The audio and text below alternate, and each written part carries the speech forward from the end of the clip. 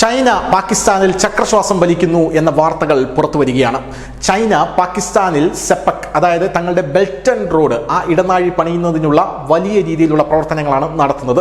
$62 billion China പാകിസ്ഥാനിൽ നിക്ഷേപിച്ചിരിക്കുന്നത്. പക്ഷേ ചൈനയ്ക്ക് ഒരു അക്കിടി പറ്റിയത്, പാകിസ്ഥാനിൽ ചൈന ഇത് നിക്ഷേപിച്ചിരിക്കുന്നത് പ്രധാനമായും ബലൂചിസ്ഥാൻ മേഖലയിലാണ് എന്നുള്ളതാണ്.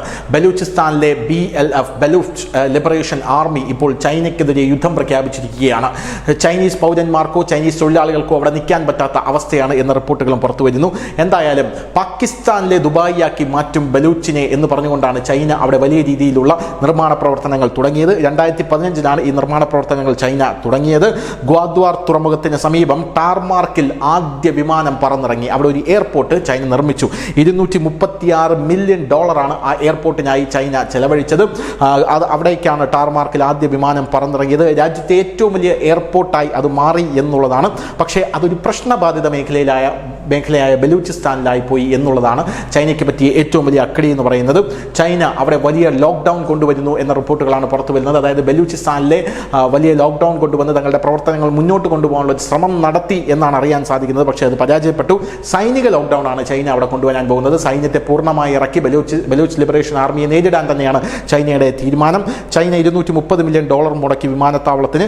സെപ്പക് ഇടനാഴിയിലെ കിരീടത്തിലെ ഒരു പൊൻതൂവൽ തന്നെയാണ് ഈ വിമാനത്താവളം എന്നാണ് ചൈന വിചാരിച്ചിരുന്നത്. പക്ഷേ ചൈനയുടെ പദ്ധതികളെല്ലാം പാളുകയായിരുന്നു. ആഴക്കടൽ തുറമുഖം, എയർപോർട്ട്, നിർദ്ദിഷ്ട സാമ്പത്തിക മേഖല എന്നിവയ്ക്കായി $62 ബില്യൺ ചൈന മുടക്കിയിരുന്നു. ഞാൻ നേരത്തെ പറഞ്ഞതുപോലെ ഇതിൽ എയർപോർട്ട്, ഹൈവേ, റെയിൽവേ ലൈൻസ്, തുറമുഖം, പവർ പ്ലാന്റ് എന്നിങ്ങനെ പാകിസ്ഥാന്റെ ഒരു ദുബായി ആക്കി ബലൂചിസ്ഥാനെ മാറ്റാനുള്ള പദ്ധതികൾ ഉണ്ട് എന്നായിരുന്നു ചൈനയുടെ അവകാശവാദം.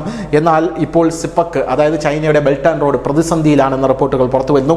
സുരക്ഷാ പ്രതിസന്ധിയെ തുടർന്ന് വലിയ രീതിയിലുള്ള പ്രക്ഷോഭം ബലൂച്ച് ആർമി തുടങ്ങിയിരിക്കുകയാണ്. ചൈന തങ്ങളുടെ മേഖല കയ്യേറുന്നു എന്നാണ് ബലൂച്ച് ആർമിയുടെ പ്രധാനപ്പെട്ട ഒരു വാദമെന്ന് പറയുന്നത്. ചെക്ക് പോസ്റ്റുകളിൽ പോലീസ്, തെരുവിൽ പോലീസ്, സൈനിക സാന്നിധ്യം പാകിസ്ഥാനെ ദുബായിയാക്കി മാറ്റും എന്ന് പറഞ്ഞത് ഇതാണോ എന്നാണ് ഇപ്പോൾ ബലൂച്ച് ലിബറേഷൻ ആർമി ചൈനയോട് ചോദിക്കുന്നത്.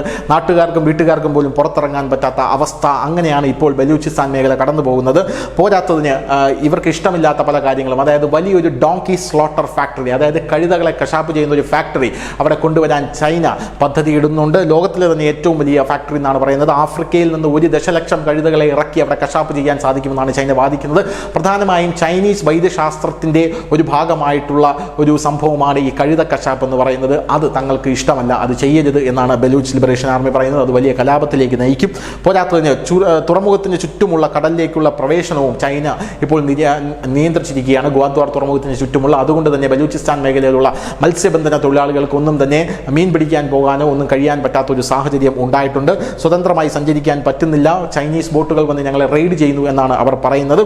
താലിബാൻ ഉൾപ്പെടെ, BLA ഉൾപ്പെടെ ഈ ബെൽറ്റ് ആൻഡ് റോഡിന് എതിരായി മാറിക്കഴിഞ്ഞു ഇതോടുകൂടി എന്നുള്ളതാണ് ഇതിലെ അടുത്ത പോയിന്റ് എന്ന് പറയുന്നത്.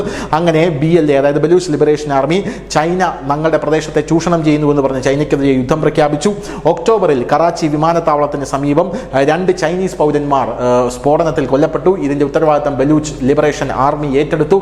തങ്ങൾ ചൈനയ്ക്ക് നേരെ യുദ്ധം പ്രഖ്യാപിക്കുകയാണ് എന്ന് പറഞ്ഞുകൊണ്ടാണ് അവരിത് തുടങ്ങി വെച്ചത്. രണ്ടാമത്തെ കാര്യം, ചാവേർ ബോംബിങ്ങുകളും വെടിവെപ്പുകളും പിന്നെ തുടർച്ചയായി നടക്കുന്ന ഒരു സാഹചര്യമുണ്ടായി.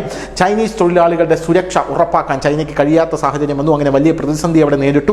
പദ്ധതിയുടെ 2ാം ഘട്ടം ആരംഭിക്കാൻ ഇതുവരെ ചൈനയ്ക്ക് അവിടെ സാധിച്ചിട്ടില്ല എന്നുള്ളത് വേറൊരു സുപ്രധാനമായ കാര്യമാണ്.